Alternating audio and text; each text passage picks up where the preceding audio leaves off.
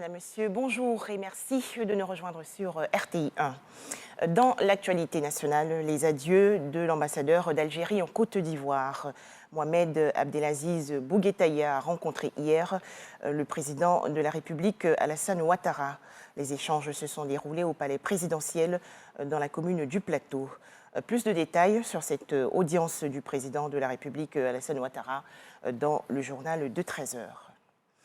Toujours en Côte d'Ivoire, la réunion du Conseil politique du Rassemblement des oufouettistes pour la démocratie et la paix. Des travaux en présence, bien sûr, du président du RHDP, Alassane Ouattara. Ce conseil politique est notamment marqué par l'investiture des nouveaux secrétaires départementaux. 350 secrétaires départementaux qui ont pour mission d'entretenir les bases du parti dans toutes les localités et bien sûr de conquérir de nouveaux militants. Continuer d'élargir la base du parti, c'est l'appel lancé hier par le président du Rassemblement des oufouettistes pour la démocratie et la paix. Écoutons Alassane Ouattara, le président du RHDP. J'encourage le directoire à maintenir le cap et à accentuer le travail de réorganisation du parti. Évidemment, il y a des défis qui restent. Et ces défis concernent bien évidemment le parachèvement des structures de base, la consolidation du fichier des militants. Ce sont des éléments essentiels pour être sûr que nous avons effectivement une liste de militants réels et non pas de militants virtuels, comme j'ai eu l'occasion de le constater à l'occasion de certaines élections.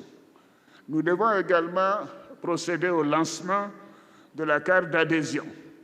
J'insiste là-dessus. Un parti doit pouvoir avoir des membres identifiés et la carte d'adhésion doit être pour chaque militant sa carte d'identité de son appartenance au RHDP. Nous devons également, bien sûr, mettre en place les organes spécialisés chez les femmes et chez les jeunes.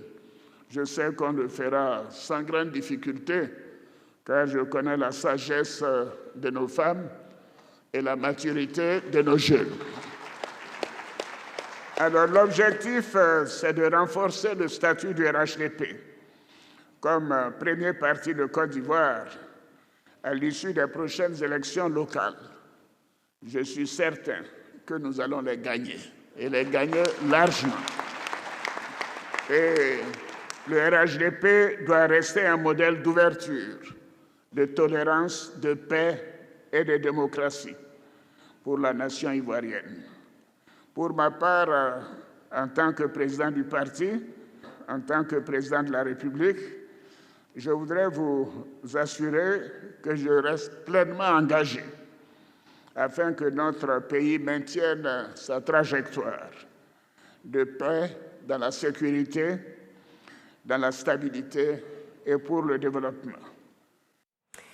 En image, l'actualité hors de chez nous. Le 5e président du Kenya prête serment aujourd'hui. Il s'agit bien sûr de William Ruto.